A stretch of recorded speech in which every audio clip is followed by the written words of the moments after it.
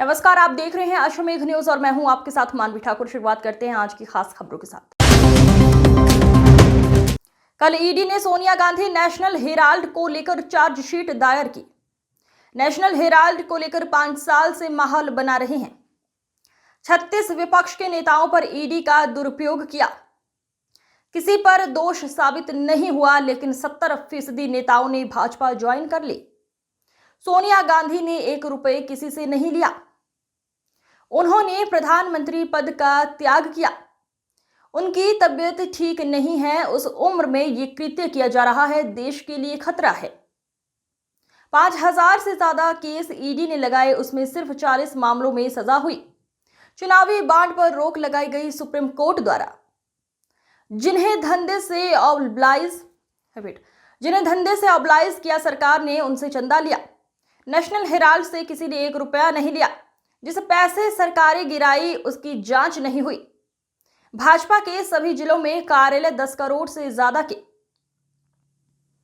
PM Modi ईमानदार हैं तो एमपी के मंत्रियों, विधायकों, सांसदों की जांच कराई जाए। सबसे ज्यादा अवैध संपत्ति भाजपा नेताओं और उनके रिश्तेदारों के नाम पर मिलेगी। पत्रकार बंधुओं, मैं आपका स्वागत करता हूं। आदरणीय मुकेश नायक जी, आदरणीय सम्मानित सभी यहाँ उपस्थित परिवारजन, अभी कल ईडी ने सोनिया जी और नेशनल हेराल्ड के संदर्भ में चार्जशीट दायर की। ये अघोषित इमरजेंसी की बार बार एक तरह से संकेत देते हैं नरेंद्र मोदी।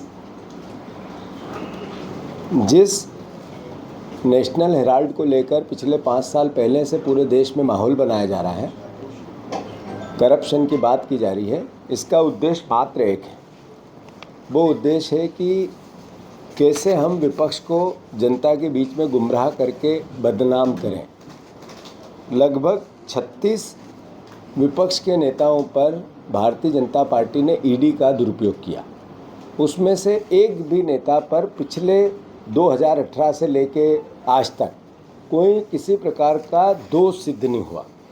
पर उस 36 पॉलिटिकल मेन नेताओं में से लगभग 70% नेताओं ने बीजेपी ज्वाइन कर ली। तो कुल मिला के ईडी का उपयोग, दुरुपयोग, सदुपयोग भारतीय जनता पार्टी अपने पॉलिटिकल एजेंडे को लेके करती है। ये देश के लिए खतरा है। जहाँ तक प्रश्न है सोनिया जी का, सोनिया जी एक ऐसी व्यक्तित्व जिन्होंने 1 रुपया भी, सिंगल 1 रुपया भी अपने पूरे राजनीतिक जीवन में किसी भी प्रकार का कहीं दुरुपयोग के नाम पे या किसी से लेने के नाम पे नहीं किया। मैं मानता हूं कि जिन्होंने अपने पारिवारिक मूल्यों की रक्षा के लिए हमेशा जान को हथेली पे रखा, ऐसा एक भाव जिसमें दुनिया में मिसाल नहीं मिलती है कि प्रधानमंत्री के पद का त्याग। मैं समझता हूं कि अपने आप में इतना बड़ा एक व्यक्तित्व को दिखाने का, बताने का या उसको समझने का एक आयाम हो सकता है। उस उम्र में जब उनकी तबीयत ठीक नहीं है, तब नरेंद्र मोदी का ये कृत्य इस देश के लोकतंत्र के लिए खतरा हो गया है। मैं आप सबसे के माध्यम से प्रदेश की जनता से, देश की जनता से अनुरोध करना चाहता हूं कि सुप्रीम कोर्ट ने भी ईडी को लेकर टिप्पणी की है कि ये ईडी का लगभग 5000 केस पूरे देश में आज तक ईडी ने लगाए। लगभग 5297 केस ईडी ने अलग अलग लगाए। उसमें से 40 मामलों में सजा हुई, किसी न किसी रूप में सजा हुई। मतलब लगभग 5500 केस में 40 मामले। और उसके बाद जितने भी हुए उससे चंदा लो, उसको नोटिस दो और चंदा लो। ये केस कितने मिले हैं ईडी के द्वारा जिन पर कार्रवाई हुई, उनने कितने लोगों ने बीजेपी के चुनावी बॉन्ड में चंदा दिया? ये घपला था, जांच तो उसकी होनी थी। ये घपला ये था कि चुनावी बॉन्ड को लेकर सुप्रीम कोर्ट ने रोक लगाई और कहा ये अवैध उगाही है, ये एक तरह से चोरी है। और वो चोरी पर भारतीय जनता पार्टी में अरबों रुपए चले गए। किन लोगों ने दिए? जिनको उन्होंने धंधा दिया था, बिजनेस दिया था, ठेके दिए थे, बड़ी बड़ी रोड के कॉन्ट्रैक्ट दिए थे, जिनको किसी न किसी रूप में सरकार ने धंधे से मोबिलाइज किया था, उनसे चंदा लिया। चुनावी बांड को लेकर 4-5 साल हो गए, 4 साल उस पर जांच क्यों नहीं हुई? उस पर ईडी क्यों नहीं गई?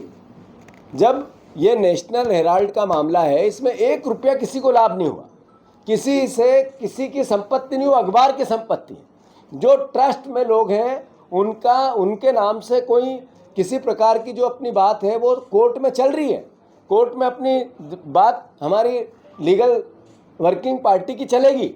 पर जिन लोगों ने सीधा पैसा लिया और उससे विधायक खरीदे, उससे चुनाव लड़े, उससे लोकतंत्र का रोज मजाक उड़ाया, जिससे सरकारें गिराई,